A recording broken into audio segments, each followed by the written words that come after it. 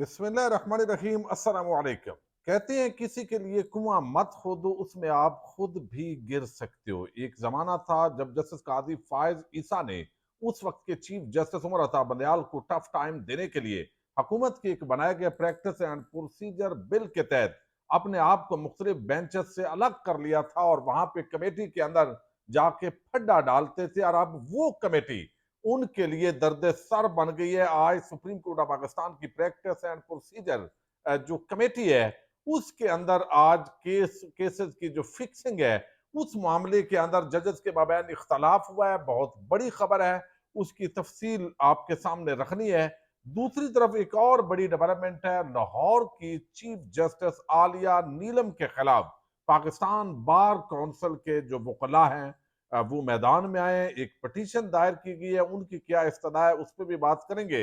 लेकिन Pakistan bar council जो सबसे बड़ा वकला का इदारा है, इसके अंदर चूंकि हुकूमती लोगों की अक्सरियत है तो वकला तकसीम हुए हैं और आज एक प्रेस रिलीज जारी की गई है पाकिस्तान बार काउंसिल की, इस पे भी बात करेंगे। और एक और बड़ी डेवलपमेंट है, मरियम नवाज और इमरान रियाज वो आमने सामने हुए और दूसरी तरफ जो सिद्दीक जान और अजमा बुखारी उनकी भी नोक झोंक हुई है। ये क्या माजरा है, इस पे भी बात होगी। उम्मीद है आप वीडियो समाप्त करेंगे और अपने कीमती फीडबैक से जरूर आगाह करेंगे। आज आपको इल्म है लाहौर के अंदर बड़ी बारिश हुई है, अगरचे इस्लामाबाद के अंदर भी इस वक्त बारिश हो रही है, लेकिन लाहौर में रिकॉर्ड टूटे हैं। अब इसके अंदर अगर पानी लाहौर में खड़ा है तो यकीनी तौर पर मरियम नवाज का इसके अंदर कसूर नहीं है। उसकी वजह यह है कि मरियम नवाज अभी जो है वो चंद माह हुए हैं उनको पंजाब की चीफ मिनिस्टर बने हुए, लेकिन उनके चचा जो शहबाज शरीफ हैं और उनके वालद वो तवील अरसे से लाहौर के हाकम रहे हैं। अगर ये पानी खड़ा रहता है और इसका कोई हल नहीं होता और इसका जो स्टोरेज है उसका बंदोबस्त खास तौर पर नहीं होता, चूंकि साफ पानी करके इसको काबिल इस्तेमाल बनाया जा सकता है। तहरीक इंसाफ के दौर में कुछ पायलट प्रोजेक्ट हुए थे और उसके अंदर खातर खा कामयाबी भी मिली थी। लेकिन आज जो है वो शोएब को जो टिक टाक के लिए एक जगह ढूंढती थी मरियम नवाज साहिबा, कहाँ बारिश हुई है और वहां जाके थोड़ा सा टिक टाक की जो है वो शूटिंग हो जाए। तो आज पूरा सोशल मीडिया उस शोएब की तलाश के अंदर है। वो कहते हैं ना, अगर आए शोएब मुयस्सर तो शबानी से कलीमी दो कदम है, इस तरह का शेर है। ये अगरचे इसका माना और है, लेकिन बहरहाल आज शोएब जो है उसकी तलाश है पूरे लाहौर को। और इसका सेरा अगर लाहौर के अंदर तबाही बर्बादी है, वैसे तो पूरे पंजाब के वजीर आला और वजीर आजम ये बनते थे, लेकिन ये लाहौर के ही बनते थे। अगर वहां पे भी जो इस वक्त मसाइल हैं वो हल नहीं होते तो यकीनी तौर पर जो नवाज शरीफ हैं, शहबाज शरीफ हैं, ये इसके बुनियादी तौर पर जिम्मेदार हैं। अब इस बुनियाद को लेके जो है वो सिद्दीक जान ने एक ट्वीट किया था और उस पर जो मरियम जो अजमा बुखारी हैं उन्होंने उस पर जो है वो जवाब दिया। और जवाब जो है वो असल में उनको दिया गया और ये कहा गया, जब सदीक जान ने कहा कि शोएब चलो भर पानी कहाँ खड़ा है, तो फिर जो है वो अजमा ने कहा क्यों आपको डूब मरने का प्रोग्राम है, इतनी शर्म तो है नहीं। ये टिक जो है वो सोशल मीडिया आपको इल्म है इस वक्त बंद है एक्स, लेकिन एक्स पर यह नोक चुक हुई है। तो सदीक जान ने कहा कि मैं हाजिर हूं लेकिन मेरी बारी आपकी हुकूमत के बहुत बाद में आएगी मैडम। अब ये तो एक तरफ बहस हो रही थी और दूसरी तरफ जो हमारी वजीर आला बनाई गई हैं वो कहती हैं यहाँ पे एक ट्वीट के अंदर के तरीके इंसाफ सड़कों पर पानी ढूंढने निकली है, मरियम नवाज से दरखास्त है चुल्लू भर पानी छोड़ दीजिएगा इनके लिए। वहां पर जो मरियम है, बजाय इसके कि संजीदा कोई वजीर आला हो, कम अज कम उसको ये तो पता हो कि इस तरह की बचकाना बातों पे या जवाब नहीं देना, लेकिन वो कहती हैं कि इनकी डबुक्की समंदर में भी लगवा दें तो शर्म इनको फिर भी नहीं आएगी। इस लफ्ज से इनका दूर का भी वास्ता नहीं, यानी शर्म से। अब इस पर इमरान रियाज ने कहा कि मोहतरमा को वजीर आला चुनतखब किया गया, लेवल है वैसे। ये बात जो है बड़ी आम है कि मरियम नवाज कभी सनम जावेद के साथ टक्कर, कभी फलक जावेद के साथ टक्कर, कभी आलिया हमजा के साथ, यानी वो एक कमजोर खवातीन जो आम फैमिली से हैं उनके साथ, यानी ये लेवल उनका होता है जिसके ऊपर जो है वो उतरती हैं। अच्छा, दूसरी तरफ जो है वो जस्टिस आलिया नीलम उनको बनाया गया chief justice Lahore high court. आपको इल्म है दो सीनियर जजेस जो है उनको बाईपास करके ये किया गया, तो अब पाकिस्तान बार काउंसिल दो धड़ों के अंदर है।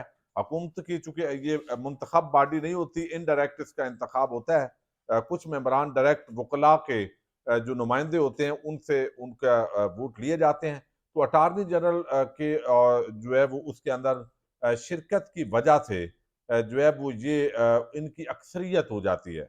वजीर कानून भी गालिबन इसका मेंबर होता है। तो इस वजह से ये जो है बॉडी, अब चूंकि आदम नजीर तारड़, एहसन भून उनकी अक्सरियत है, तो आज पाकिस्तान बार काउंसिल ने भी एक प्रेस रिलीज जारी की है जो बुनियादी तौर पर कादी साहब के हक में है, जिसके अंदर बताया गया कि जो एक्ट बनाना है, कोई भी कानून, जिस तरह अभी हुकूमत ने सुप्रीम कोर्ट ऑफ पाकिस्तान के फैसले को गैर मुअस्सर करने के लिए एक कानून बनाया है कि इसके अंदर जो है वो दोबारा ऐसे नहीं हो सकते जो एक मरतबा जिन्होंने डिक्लेरेशन दिया है। तो इस मामले के अंदर जो है वो इसको दिया है, ताकत दी है पाकिस्तान बार काउंसिल के आदम नजीर तारड़ ग्रुप के जो वकला हैं, उन्होंने जो एक प्रेस रिलीज जारी किया है कि पार्लियामेंट का जो कानून है, पार्लियामेंट सुप्रीम है, आवाम की नुमाइंदगी करती है, लिहाजा उसका जो है वो कोई मसला भी वो हतमी होगी कानून साजी, उसको अदालत भी नहीं छेड़ सकती। अब ये कब किया गया, इस पर बताया गया है रियाजुल हसन, रियाजुल हक एक सहाफी हैं, वो कहते हैं कि ये स्टेटमेंट उस वक्त दी गई है जब पाकिस्तान बार काउंसिल के जो लोग हैं उनके लिए हुकूमत ने एक हाउसिंग सोसाइटी की मंजूरी दी है, हाउसिंग प्रोजेक्ट की, और उसके अंदर मोहसिन नकवी, लॉ मिनिस्टर आदम नजीर तारड़, हाउसिंग मिनिस्टर, वो सारे वहां पे मौजूद थे। और उस मौके पे एक तरफ घर बांटे जा रहे हैं, इनको दी जा रही है, और उस वक्त ये उनके हक में, हुकूमत के हक में प्रेस रिलीज। तो इस वक्त ये पाकिस्तान के वकला के नुमाइंदे नहीं है, ये कादी ग्रुप है, आप समझे, पाकिस्तान बार काउंसिल के अंदर,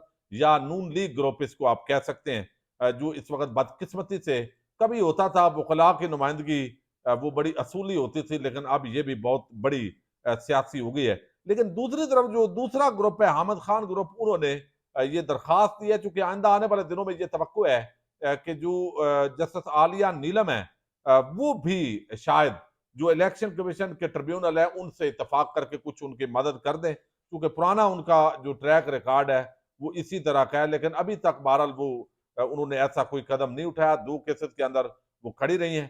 तो इनके खिलाफ एक पिटीशन दायर की गई है। तो ये पाकिस्तान बार काउंसिल के समझे वकला के दो धड़े हैं, एक हामिद खान ग्रुप है और एक आदम नजीर तारड़ ग्रुप है। पुराना वो आसमा जहांगीर ग्रुप होता था। तो पिटीशन का बुनियादी लुबे लुबाब ये है कि ये जो यहाँ पे अल जहाद ट्रस्ट केस है, उसके अंदर ये तय पाया था कि जो सीनियर होगा उसको चीफ जस्टिस बना दिया जाएगा। और अब ये जो जस्टिस आयशा जो सॉरी ये अभी इनको बनाया गया आलिया नीलम, ये जूनियर थी, दो जजेस सीनियर थे, और उनको नेग्लेक्ट करके इनको बनाया गया। तो आईनी तौर पर यह दुरुस्त नहीं है। वफाकी हुकूमत, जुडिशल कमीशन और पार्लिमानी कमेटी को इसके अंदर फरीक बनाया गया है। ये एक petition supreme court of Pakistan में दायर कर दी गई है। पाकिस्तान बार काउंसिल के 6 मेंबरान की तरफ से ये दायर की गई है कि आलिया नीलम सीनियरिटी के तयशुदा असूल से हटकर तैनात किया गया है। 3 जजेस का पैनल बनाकर जुडिशल कमीशन को भिजवाना गैर आईनी अमल है। 3 रुकनी पैनल में 2 सीनियर जजेस को नजरअंदाज किया जाना आइन की खिलाफ वर्जी है। जूनियर 3 जजेस को चीफ जस्टिस लाहौर हाईकोर्ट तैनात किया जाना अल जहाद ट्रस्ट केस के मुनाफी है। तो चीफ जस्टिस की तैनाती के जवाब के साथ शवायद देना आईनी तकाजा है, जिसे नजरअंदाज किया गया है। अब ये सारी चीजें अपनी जगह हैं, लेकिन असूली तौर पर ये अब जो काम किया गया है, ये आगे हुकूमत के दस्ते नगर होंगे जजेस। और चूंकि पहले तयशुदा होता था कि जो सीनियर जज है वो चूंकि खुद बन जाएगा, लेकिन अब वहां सीनियर जजेस की जगह पे जूनियर बन सकते हैं। तो वो हुकूमत की खुशनुदी के लिए काम करते रहेंगे और ये सिलसिला इस तरीके से आगे बढ़ेगा। अब प्रैक्टिस एंड प्रोसीजर बिल के तहत एक कमेटी बनाई गई कि 3 जो जजेस हैं, यानी एक चीफ जस्टिस और 2 सीनियर तरीन जजेस, वो मिल के ये फैसला करेंगे कि कौन सा केस करना है, कौन सा रोस्टम जारी होगा और किस तरीके से कोई सो मोटो लेना है नहीं लेना है, ये सारी चीजें। अब उस वक्त काजी साहब को ये बहुत अच्छा लगा एक्ट भी, चूंकि बगैर वो कुआं जो है वो जस्टिस उमर जो है वो बंदयाल साहब के लिए खोदा गया था, और काजी साहब उसके अंदर जबरदस्त इंजॉय कर रहे थे।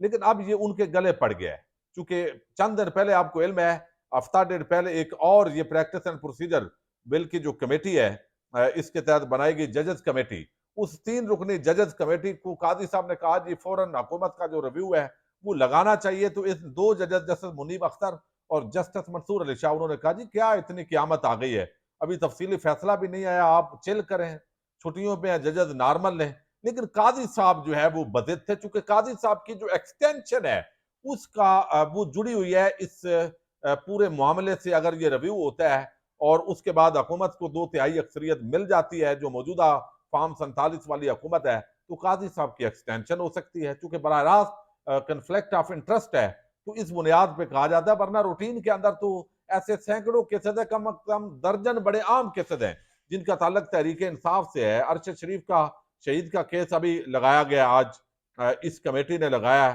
तो ये मैं थोड़ा आपके सामने रखूं तो आज जजेस ने फिर इख्तलाफ किया है, काजी उस कमेटी के अंदर बेअसर हो गया है। और ये आप समझे ना, किसी के लिए कुआं खोदेंगे तो बिल आखिर आप खुद उसके अंदर गिरेंगे। अब यहाँ पे उनके जो दोस्त हैं, जब से जस्टिस तारक सरदार तारक इतने फ्रेंड हैं काजी फायद ईसा के, कि दोबारा उनको सुप्रीम कोर्ट में लाया गया, हालांकि इंतहाई मुतनाज़ तरीन जज है, लेकिन उसको दोबारा लगा दिया गया है क्योंकि उन्होंने जिस तरह के फैसले दिए, कोई ऐसा कानूनी आईनी उन्होंने कोई बड़ा काम भी नहीं किया, लेकिन मुतनाज़ तरीन तहरीक इंसाफ के लोगों के मुताबिक होने के बावजूद उनको दोबारा लगाया गया है। लेकिन जब वो होते थे तो फिर सत्य खैरा थी। आज इख्तलाफ किया गया जी काजी साहब, उन्होंने कहा जी एक तो आज जो है वो आपको इल्म है, पाकिस्तान के अंदर एक बहस चल रही है मुबारक सानी केस के अंदर, जो सुप्रीम कोर्ट ने फैसला दिया, फिर उलमा ने जो रद्द अमल दिया, और फिर सारा जो मामला है उस पर, तो वहां पे ये फैसला हुआ है कि प्रैक्टिस एंड प्रोसीजर कमेटी ने एक तो ये फैसला किया है कि काजी फायद ईसा की सरबराही के अंदर 5 रुकनी जो है वो लाहौर शरीयत एपलेट बेंच तश्कील देने का फैसला किया गया है। क्योंकि ये शरीयत एपलेट बेंच पहले होता था, लेकिन ये काफी अरसे से शरीयत की जरूरत महसूस नहीं की गई रियासत की तरफ से। तो ये शरीयत एपलेट बेंच में जस्टिस नईम अख्तर अफगान और जस्टिस शहद बिलाल हसन और डॉक्टर जो है वो ये खालिद मसूद और डॉक्टर किबला अयाद एपलेट बेंच में शामिल होंगे। और शरीयत एपलेट बेंच 5 अगस्त से मुकदमात की समाअत करेगा।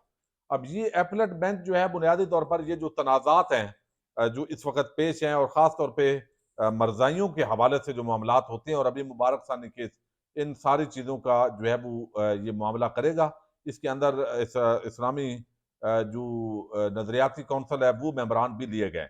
लेकिन दूसरी तरफ जो है वो जो बड़ी डेवलपमेंट हुई है वो ये हुई है कि अरशद शरीफ शहीद जो केस है उसकी समाअत भी लगा दी गई है, और उसके अंदर जो है वो काजी साहब ने इख्तलाफ किया है। काजी साहब ने कहा जी मेरा तो यही है कि वो 3 जो बेंच बनाए थे, 3 रुकनी वही काफी था। उन्होंने इख्तलाफ किया, लेकिन बाकी 2 जजेस ने कहा नहीं, ये 2 और जजेस शामिल करने हैं, ये 5 रुकनी बेंच होगा। तो वहां पर भी जो काजी साहब है उनको सबकी करने का सामना करना पड़ा है, चूंकि वो उनकी जो राय है, कितनी अजीब बात है कि एक जो चीफ जस्टिस है उसकी राय बेचारे की अकलियत हो जाए, और 8 जजेस एक तरफ, पहले आपको इल्म है फैसला हुआ, और अब जो है यहाँ कमेटी के अंदर भी दूसरी मरतबा काजी साहब अकलियत में गए हैं, और ये गड़ा उन्होंने बगैर बड़ा अप्रिशिएट किया था इसको, और वो बड़े उस वक्त क्रेडिट देते थे अपने आप को, अब उनको वो क्रेडिट। तो शहीद अरशद शरीफ कत्ल अद खुद नोटिस जो केस है, अब ये प्रैक्टिस एंड प्रोसीजर कमेटी ने